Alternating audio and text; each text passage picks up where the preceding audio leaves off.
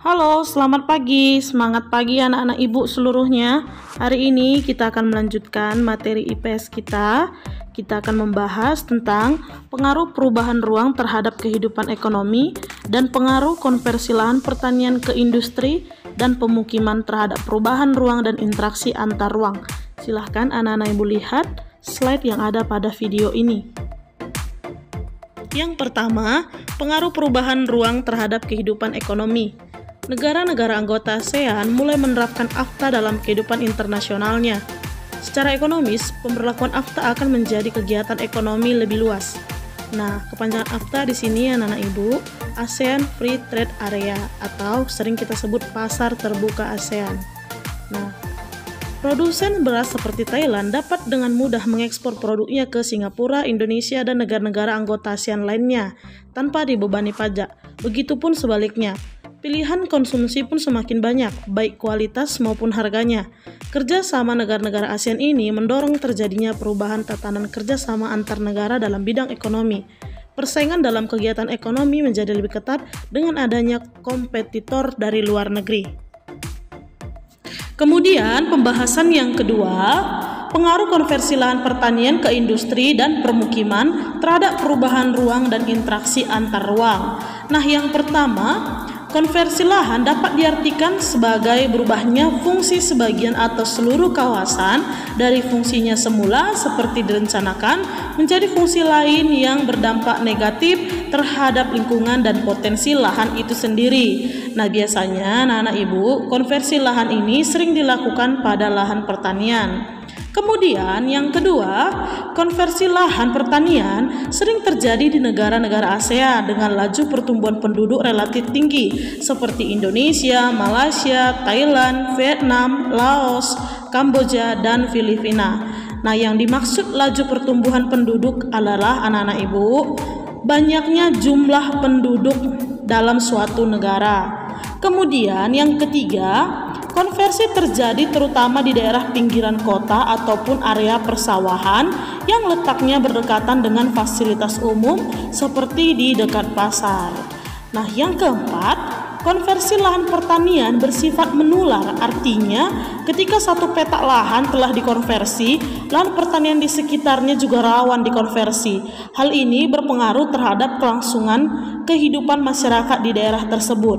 Nah, jikalau semakin banyak lahan pertanian dikonversi menjadi industri ataupun permukiman, maka kemungkinan besar masyarakat yang tadinya seorang petani di daerah itu akan kehilangan lahan pertaniannya.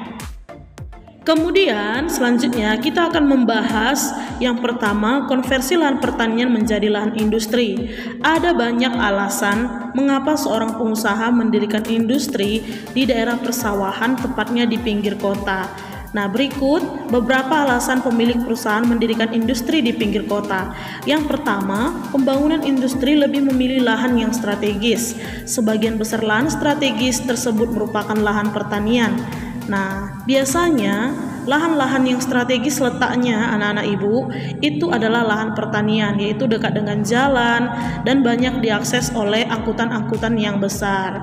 Yang kedua, harga lahan pertanian relatif lebih murah dibandingkan dengan lahan terbangun. Nah, lahan pertanian itu lebih murah karena dia berada di pinggiran kota daripada seorang pengusaha membeli gedung yang sudah jadi. Yang ketiga, pembangunan industri membeli akses yang lebih mudah. Yang keempat, industri dibangun dekat dengan bahan baku, lahan pertanian menjadi pilihan yang baik. Yang kelima, faktor sosial dan budaya hukum waris. Konversi lahan pertanian menjadi industri mengakibatkan petani terusir dari tanah mereka digantikan oleh uang. Nah, tadi di awal sudah ibu katakan bahwasannya konversi lahan itu sangat menular. Yang tadinya hanya satu petak yang dikonversi menjadi lahan industri, lama-kelamaan bisa menjadi luas. Nah, ini yang menyebabkan jika masyarakat petani yang tadinya memang hidup sebagai petani, lama-kelamaan mereka akan kehabisan lahan karena lahan tersebut telah dijual dan digantikan menjadi uang, sehingga anak-anak mereka kelak sudah tidak memiliki warisan tanah lagi. Kemudian, akibat konversi lahan pertanian menjadi lahan industri, timbul beberapa masalah. Yang pertama, lahan pertanian berkurang yang membuat produktivitas pangan dari pertanian menurun. Yang kedua, lahan pertanian sekitar industri berpotensi terkena imbas pencemaran akibat limbah atau polusi dari industri, baik tanah, air maupun udara. Yang ketiga, konversi lahan itu menular yang mengancam ketersediaan lahan pertanian. Nah, inilah hal-hal utama yang akan terjadi apabila konversi lahan pertanian menjadi lahan industri tidak dilakukan secara bijaksana. Hal ini tentu akan merugikan banyak pihak, baik masyarakat maupun keberlangsungan negara itu sendiri. Kemudian, poin kedua pembahasan kita yaitu pengaruh konversi lahan pertanian menjadi lahan permukiman. Nah, tidak jauh berbeda dengan konversi lahan pertanian menjadi lahan industri. Konversi lahan pertanian menjadi lahan permukiman juga memiliki dampak negatif bagi lingkungan itu sendiri. Yang pertama, luas lahan pertanian semakin berkurang sehingga produktivitas pangan semakin kecil. Yang kedua, petani dan buruh tani kehilangan mata pencahariannya. Yang ketiga, hilangnya lahan ruang terbuka hijau atau RTH. Yang keempat, berkurangnya lahan resapan air. Nah, keempat hal ini tentu akan menimbulkan bencana bagi masyarakat itu sendiri ataupun bagi suatu daerah. Karena apabila lahan pertanian semakin berkurang, tentu produktivitas pangan seperti padi dan tumbuh-tumbuhan lainnya akan semakin kecil. Sementara hal ini merupakan kebutuhan pokok bagi manusia. Dan yang kedua, buruh tani akan kehilangan mata pencahariannya karena mereka mau tidak mau harus menjual lahan mereka karena lahan di sekitar mereka telah dikonversi. Kemudian yang ketiga, hilangnya lahan ruang terbuka hijau. Nah, sudah tidak ada lagi taman-taman maupun hutan yang akan tersedia. Sementara itu merupakan keperluan untuk kita hidup. Yang keempat, berkurangnya lahan resapan air.